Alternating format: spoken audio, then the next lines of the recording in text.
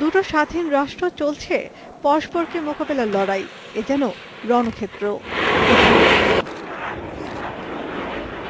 আসলে পুরো ঘটনাটি কাল্পনিক। বিমান বাহিনীর শীতকালীন মহড়া উইন্সটেক 2016-র অংশ এটি।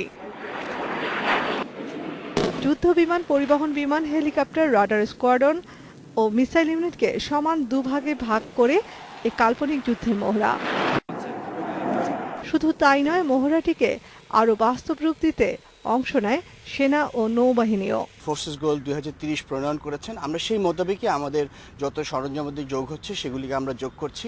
সক্ষমতা বাড়িয়ে দেশের আকাশ প্রতিরক্ষায় প্রতি বছরই এ ধরনের কার্যক্রম চালিয়ে আসছে বাহিনীটি।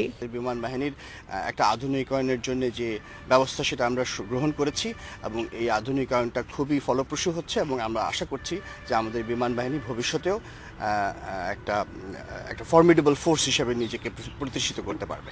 বিমান বাহিনীর ঘাঁটিতে এসব মহড়া পরিদর্শন করেন বাহিনীর প্রধান air chief marshal Abu Esrar. Nafidullah, Independent News, Dhaka.